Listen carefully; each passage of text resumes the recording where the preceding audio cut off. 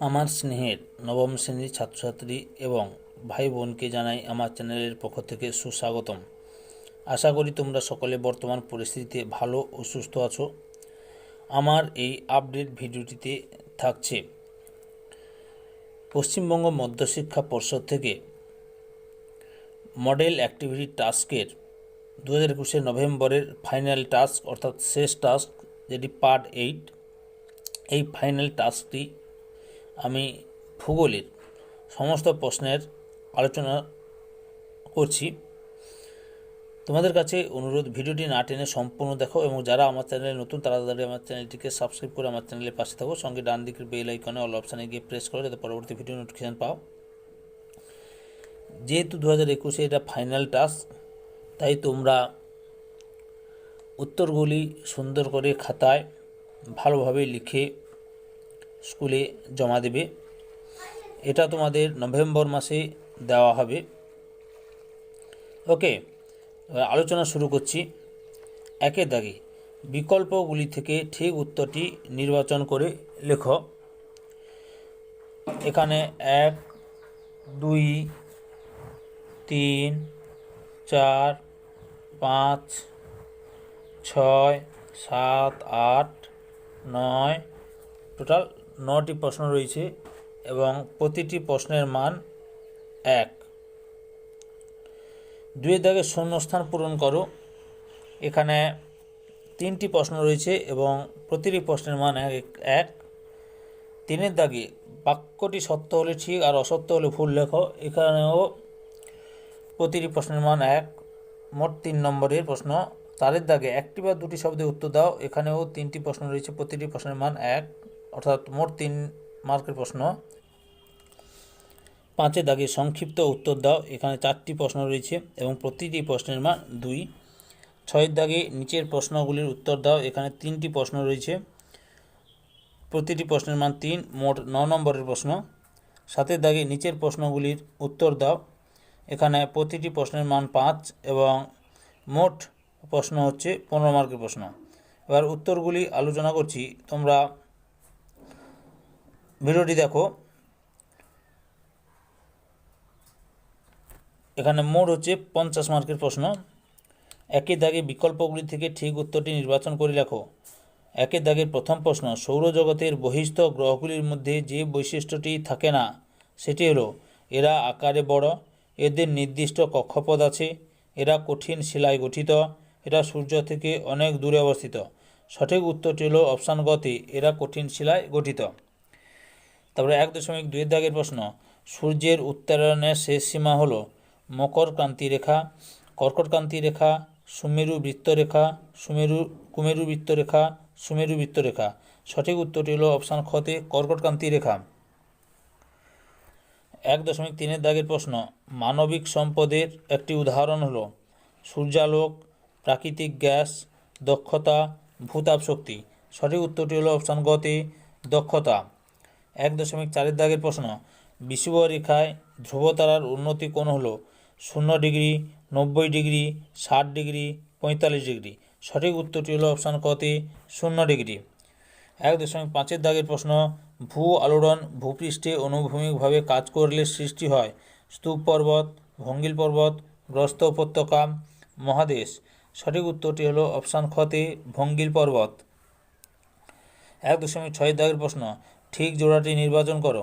তিস্তা নদী জোয়ারের জলে পুষ্ট, দার্জিলিং জেলা দৈনিক উষ্ণতার প্রসার বেশি, মালভূমির ল্যাটেরাইট মৃত্তিকা জলধারণ ক্ষমতা কম, পাইন ম্যানগ্রোভ উদ্ভিদ। সঠিক উত্তরটি হলো অপশান গতে মালভূমির ল্যাটেরাইট মৃত্তিকা জলধারণ ক্ষমতা কম। 1.7 দাগের প্রশ্ন, অক্ষরেখার অন্যতম প্রধান বৈশিষ্ট্য হলো সর্বোচ্চ অক্ষরেখার মান 0 ডিগ্রি, প্রতিটি অক্ষরেখা মহাবৃত্ত, অক্ষরেখাগুলি পরস্পরের সমান্তরাল, প্রতিটি অক্ষরেখার পরিধি সমান। সঠিক উত্তরটি হলো অপশান গতে অক্ষরেখাগুলি পরস্পর সমান্তরাল। 1.8 দাগের প্রশ্ন, বিদার অগ্নুদ্গমের মাধ্যমে সৃষ্ট ভূমিরূপ হলো স্তূপ পর্বত, লাভা মালভূমি, পর্বত বেষ্টিত মালভূমি, আগ্নেয়গিরি। সঠিক উত্তরটি হলো অপশান খতে লাভা মালভূমি। এরপরে 1.9 দাগের প্রশ্ন, ঠিক জোড়াটি নির্বাচন করো। দামোদর নদী পশ্চিমবঙ্গের উত্তর ভারতের উত্তর পার্বত্য অঞ্চল। ক্ষয়ে কালিম্পং জেলা সমুদ্র থেকে দূরবর্তী স্থান। গয়ে পর্জল মৃত্তিকা পশ্চিমবঙ্গের পশ্চিমের মালভূমি অঞ্চল। ঘয়ে অ্যালপাইন উদ্ভিদ উত্তরের অ্যালপাইন উদ্ভিদ সুন্দরবন অঞ্চল। এখানে সঠিক উত্তরটি হলো অপশান খতে কালিম্পং জেলা সমুদ্র থেকে দূরবর্তী স্থান। এরপরে শূন্যস্থান পূরণ করো দুইয়ের দাগে শূন্যস্থান পূরণ করো রয়েছে 2.1 দাগের প্রশ্ন। দ্রাঘিমা রেখাগুলি নিরক্ষরেখা ড্যাশ কোণে ছেদ করেছে। দ্রাঘিমা রেখাগুলি নিরক্ষরেখাকে সমকোণে ছেদ করেছে। 2.2 দাগের প্রশ্ন। আবহবিকারগ্রস্ত শিলা চূর্ণ বিচূর্ণ হয়ে মূল শিলার উপর যে শিথিল আবরণ তৈরি করে তাকে ড্যাশ বলে, তাকে কি বলে? রেগোলিথ বলে। 2.3 দাগের প্রশ্ন। দার্জিলিং জেলার মধ্য দিয়ে প্রবাহিত একটি নিত্যবহ নদী হলো ড্যাশ। দার্জিলিং জেলার মধ্য দিয়ে প্রবাহিত একটি নিত্যবহ নদী হলো তিস্তা। 3 দাগে বাক্যটি সত্য হলে ঠিক এবং অসত্য হলে ভুল লেখ। 3.1 দাগের প্রশ্ন। নিরক্ষরেখায় অভিকর্ষের মান সর্বাধিক, উত্তরটি সত্য। 3.2 দাগের প্রশ্ন। কোরিওলিস বলের প্রভাবে উত্তর গোলার্ধে আয়নবায়ু বাম দিকে বেঁকে প্রবাহিত হয়, উত্তরটি মিথ্যা। এটা হচ্ছে উত্তর গোলার্ধে বাম দিকে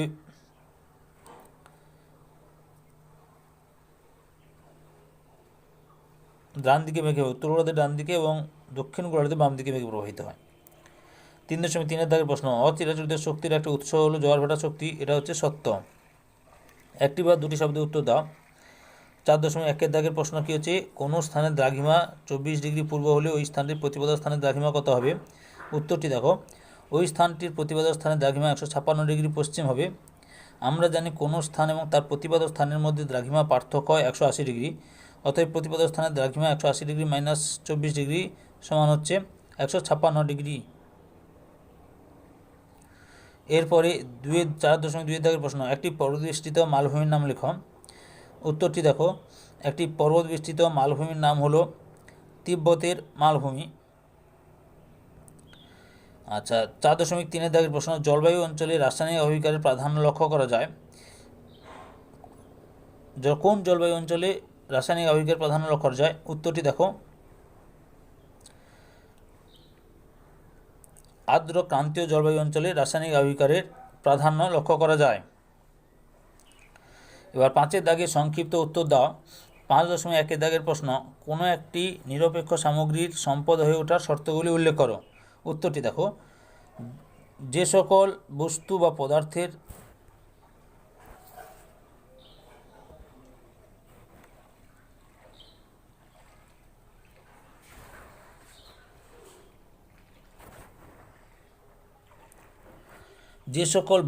পদার্থের মানুষের অভাব মোচনের ক্ষেত্রে কোনোরূপ অনুকূল বা প্রতিকূল প্রভাব থাকে না তাদের নিরপেক্ষ সামগ্রী বলে। নিরপেক্ষ সামগ্রী থেকে সম্পদ সৃষ্টি। 1 দাগে 1 নম্বর পয়েন্টে জ্ঞান বিজ্ঞান ও প্রযুক্তিগত কৌশল। যেহেতু মানুষের মস্তিষ্ক অন্যান্য প্রাণীর থেকে উন্নত, তাই মানুষ জ্ঞান বিজ্ঞান ও প্রযুক্তিগত কৌশলকে কাজে লাগিয়ে নিরপেক্ষ সামগ্রীগুলিকে সম্পদে পরিণত করে। উদাহরণ: মালাবার উপকূলের বালুকা রাশি থেকে তেজস্ক্রিয় পদার্থ সংগ্রহ করা। 2 দাগে প্রাকৃতিক বাধা অতিক্রম। প্রাচীনকাল থেকে মানুষ বিভিন্নভাবে প্রাকৃতিক প্রতিকূলতার বিরুদ্ধে লড়াই করে চলেছে। জ্ঞান বিজ্ঞানের প্রসারের ফলে মানুষ আজ প্রাকৃতিক বাধা বিপত্তিকে উপেক্ষা করে বিভিন্ন নিরপেক্ষ সামগ্রীকে সম্পদের রূপদান করেছে। 3 দাগে উদাহরণ: বর্তমানে 3 দাগটা হবে না, এখানে একটু ডিস্টার্ব হয়েছে, দাগ নাম্বারটা ভুল হয়েছে। যাই হোক,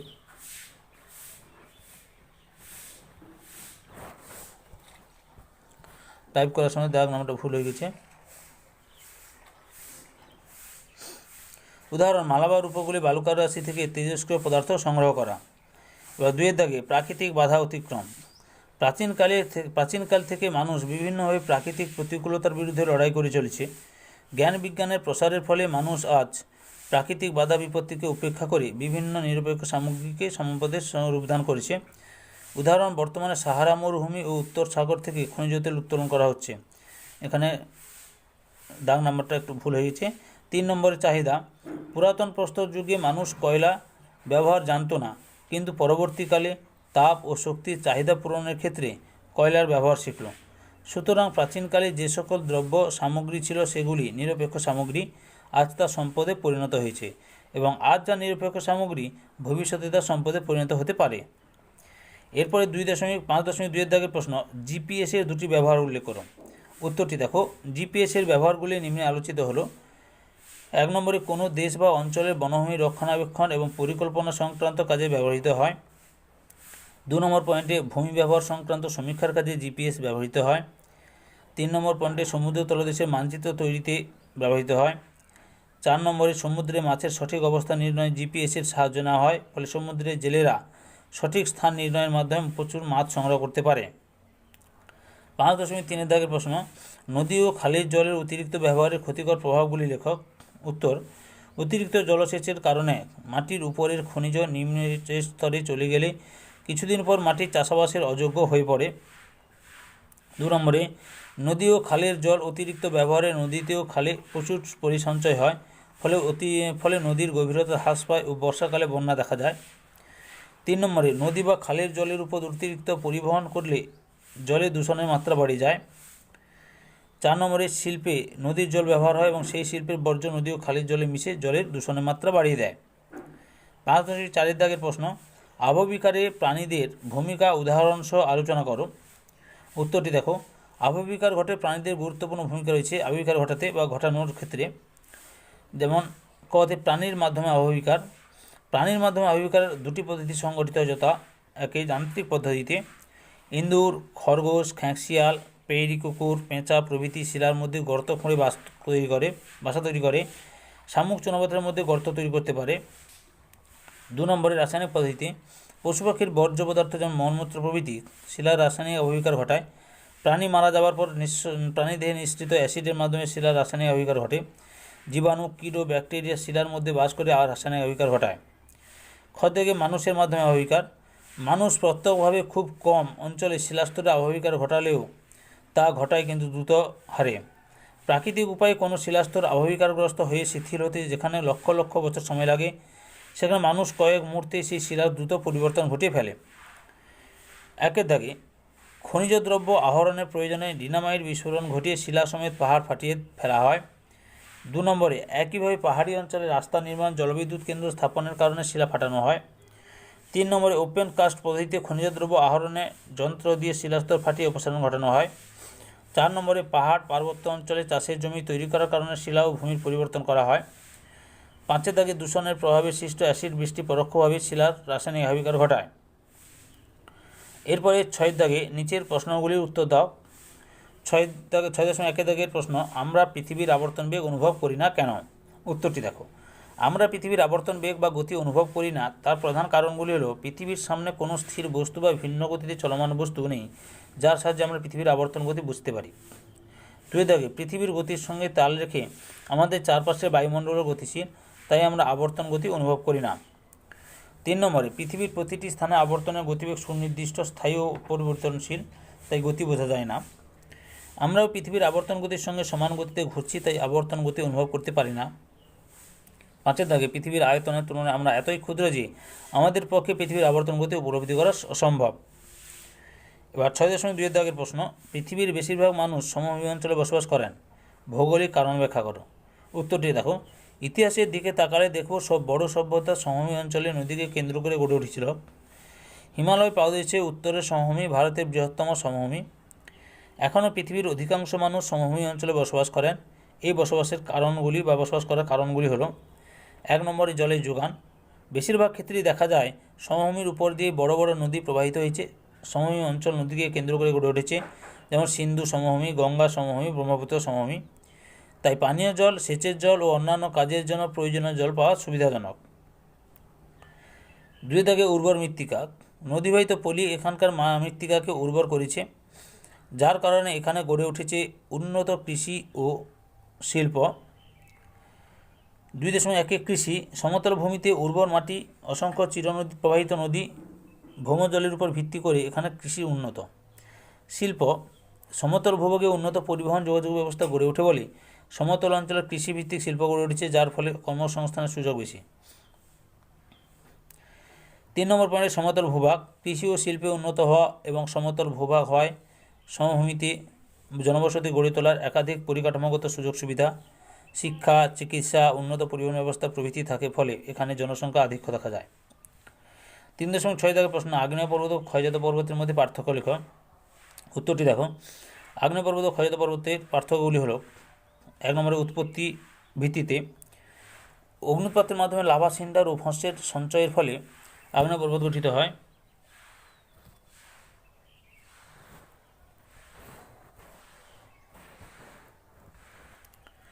কিন্তু প্রাকৃতিক শক্তির ক্ষয়কাজের ফলে ক্ষয়জাত পর্বত গঠিত হয়। 2 দাগে উৎপত্তির শক্তির ভিত্তিতে ভূ অভ্যন্তরের শক্তি বা টেকটনিক বল আগ্নেয় পর্বত উৎপত্তির সাথে সম্পর্কযুক্ত, কিন্তু ভূপৃষ্ঠ ক্ষয়কারী শক্তি বা ক্ষয়জাত পর্বতের উৎপত্তির সাথে সম্পর্কযুক্ত নয়। ক্ষয়কারী শক্তি ক্ষয়জাত পর্বতের উৎপত্তির সাথে সম্পর্কযুক্ত। আকৃতির ভিত্তিতে আগ্নেয় পর্বত শঙ্কু আকৃতির হয়, কিন্তু ক্ষয়জাত পর্বত গম্বুজ আকৃতি হলেও যে কোনো আকৃতির হতে পারে।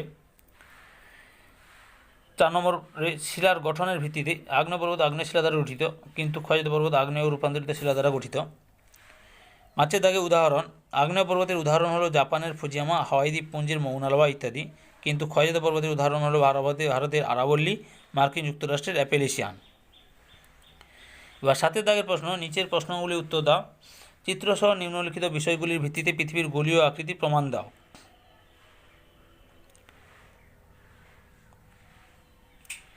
দিগন্তরেখা ও ক্ষয়ের ধ্রুবতারা।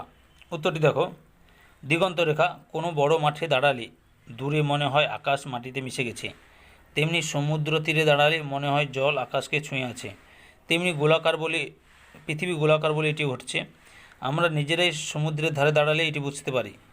আমরা মাটিতে দাঁড়িয়ে চারদিকে তাকালে নির্দিষ্ট সীমা পর্যন্ত দিগন্তরেখাকে দেখতে পাই। যত উপরে উঠব দেখব দিগন্তরেখার সীমানা বাড়ছে এবং আরও বেশি জায়গা আমরা দেখতে পাচ্ছি। পৃথিবীর গোলাকার বলে এটা সম্ভব হচ্ছে। এই ছবিটা দেবে, ছবিটা এরকম আঁকবে, তোমরা বুঝতে পেরেছ?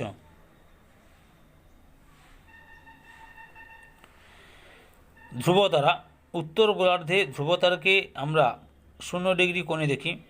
নিরক্ষরেখা থেকে যত উপরে যাওয়া যায় ততই ধ্রুবতারা উঁচুতে উঠতে থাকে, বা উঠতে উঠতে মেরুতে দেখি একেবারে মাথার উপর 90 ডিগ্রি কোণে অবস্থান করে। পৃথিবীর গোলাকার বলেই এমনটি হচ্ছে, আর পৃথিবী সমতল হলে সকল স্থান থেকে ধ্রুবতারাকে একই কোণে উন্নতি কোণে দেখা যেত। 7.2 দাগের প্রশ্ন, উচ্চ পার্বত্য অঞ্চলে তুষারের কার্যের ফলে শিলা অবক্ষয়গ্রস্ত হয়, চিত্রসহ ব্যাখ্যা করো। অক্সিডেশন বা জারণ প্রক্রিয়ায় শিলা কীভাবে বিয়োজিত হয় তার উদাহরণসহ লেখো। উত্তরটি দেখো। উচ্চ পার্বত্য অঞ্চলে যেখানে দৈনন্দিন বা ঋতুভিত্তিক উষ্ণতার হেরফের খুব বেশি, দিনের বেলা হিমাঙ্কের উপরে এবং রাত্রি হিমাঙ্কের নিচে, সেখানে তুষারের কাজে যান্ত্রিক আবহিকারের প্রাধান্য লক্ষ্য করা যায়। আমরা জানি জল জমে বরফে পরিণত হলে আয়তনে প্রায় 9% বাড়ে। এই জল যদি আবদ্ধ এলাকায় জমে তাহলে প্রবল চাপ সৃষ্টি করে। শিলা ফাটলের জল বরফে পরিণত হলে ফাটলের ভেতরে প্রবল চাপের সৃষ্টি হয়, ফলে শিলা ফাটল ক্রমশ বাড়তে বাড়তে একসময় টুকরো টুকরো খণ্ডে পরিণত হয়। এই টুকরো টুকরো খণ্ড পর্বতের পাদদেশে স্ক্রি বা ট্যালাস গঠন করে। ট্যালাস দিয়ে গঠিত ভূমিরূপ ব্লক স্পেট, ফেলসনমির, প্রস্তরক্ষেত্র প্রভৃতি নামে পরিচিত। অক্সিডেশন, শিলা ও খনিজের সাথে রাসায়নিকভাবে অক্সিজেন যুক্ত হলে তাকে অক্সিডেশন বা জারণ বলে। যে সকল শিলায় লোহা আছে সেখানে জারণ প্রক্রিয়া দেখা যায়, তবে অ্যাম্ফিবোল, পাইরক্সিন, বায়োটাইট প্রভৃতি খনিজের উপরও জারণ প্রক্রিয়া কার্যকর হয়। এরপরে লোহা যখন অক্সাইড রূপে থাকে তখন কঠিন, কিন্তু জারণ প্রক্রিয়ায় ফেরিক অক্সাইডে পরিণত হলে 4FeO+O2 থেকে সৃষ্টি হয় 2Fe2O3, তা সহজে ভাঙে এবং শিলায় মরচে ধরে। এই পদ্ধতিতে ফেরাস অক্সাইড লিমোনেটে এবং ফেরাস সালফেটে পরিণত হয়। ল্যাটেরাইট মাটি জারণ প্রক্রিয়ার ফল। উদাহরণটা দেখে নাও তোমরা। 1 নম্বর উদাহরণ, ফেরাস অক্সাইড, জল, অক্সিজেন, ফেরিক অক্সাইড কীভাবে হচ্ছে। তারপরে উদাহরণ 2 দেখো, ফেরাস ও সালফাইড অক্সিজেন যুক্ত হয়ে কীভাবে ফেরাস সালফেটে পরিণত হচ্ছে। ওকে। 7.3 দাগের প্রশ্ন, পশ্চিমবঙ্গের জলবায়ু কীভাবে মৌসুমী বায়ু দ্বারা প্রভাবিত হয়। উত্তরটি দেখো। পশ্চিমবঙ্গের জলবায়ুতে মৌসুমী বায়ুর প্রভাব নিম্নরূপ। 1 নম্বর পয়েন্টে ঋতু পরিবর্তনের উপর প্রভাব। মৌসুমী বায়ুর আগমন ও প্রত্যাগমনের উপরে এ রাজ্যে ঋতু পরিবর্তন ঘটে এবং আগমন ও প্রত্যাগমনের উপর ভিত্তি করে বছরটিকে 4টি প্রধান ঋতুতে গ্রীষ্ম, বর্ষা, শরৎ ও শীত ভাগে ভাগ করা হয়। 2 নম্বর পয়েন্টে বৃষ্টিপাতের উপর প্রভাব। পশ্চিমবঙ্গের মোট বৃষ্টির 90% হবে, শতাংশটা টাইপ করা নেই, ওকে, ভুলে গেছি। 90% ঘটে বর্ষাকালে মৌসুমী বায়ুর আগমনকালে। মৌসুমী বায়ুর প্রত্যাগমনকালে বাতাসে জলীয় বাষ্প কম থাকে বলে বৃষ্টিহীন।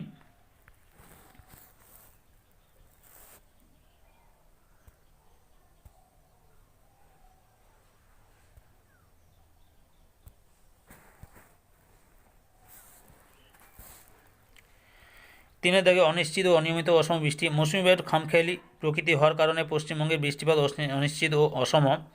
কখনো প্রবল বর্ষণে বন্যা, আবার কখনো বছরে কম বৃষ্টিতে খরার প্রাদুর্ভাব হয়। মৌসুমি বায়ু যেখানে যেমনভাবে বিচরণ করে সেখানে তেমন বৃষ্টি হয়। তাই হিমালয় অঞ্চলে বৃষ্টি যেখানে 300 থেকে 500 সেমি, সেখানে পুরুলিয়াতে 100 থেকে 125 সেমি বৃষ্টিপাত লক্ষ্য করা যায়। 4 নম্বর পয়েন্টে আর্দ্র গ্রীষ্মকাল ও শুষ্ক শীতকাল। আগমনকালে মৌসুমি বায়ু প্রচুর জলীয়বাষ্প বয়ে আনে বলে গ্রীষ্মকাল আর্দ্র প্রকৃতির এবং শীতকাল প্রত্যাগমনকালে এই বায়ুতে জলীয়বাষ্প থাকে না বলে শীতকাল শুষ্ক। 5 নম্বর পয়েন্টে বায়ু প্রবাহ। আগমনকালে মৌসুমি বায়ু দক্ষিণের সমুদ্র থেকে উত্তর দিকে বয়ে যায় এবং প্রত্যাগমনকালে স্থলভাগ থেকে দক্ষিণের সমুদ্রের দিকে বয়।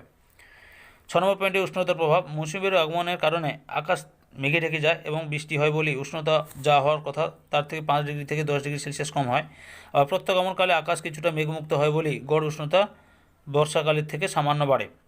তাহলে তোমরা ক্লাস 9-এর ফাইনাল অ্যাক্টিভিটি টাস্কের ভূগোলের প্রশ্নের উত্তরগুলো জানতে পারলে। তোমাদের কাছে এই ভিডিওটি ভালো লাগলে বা এই ভিডিও দেখতে তোমরা উপকৃত হলে অবশ্যই আমার চ্যানেলটিকে সাবস্ক্রাইব করে আমার চ্যানেলের পাশে থাকো। সঙ্গে ডান দিকের বেল আইকন অল অপশানে গিয়ে প্রেস করে যাতে পরবর্তী ভিডিও নোটিফিকেশন পাও। আর লাইক, কমেন্ট এবং তোমার বন্ধু বান্ধবীদের মধ্যে, অর্থাৎ একই ক্লাসের বন্ধু বান্ধবীদের মধ্যে ভিডিওটি শেয়ার করো। যারা অলরেডি আমার চ্যানেলটিকে সাবস্ক্রাইব করেছো এবং এই ভিডিওটি দেখলে তাদের সবাইকে অসংখ্য ধন্যবাদ।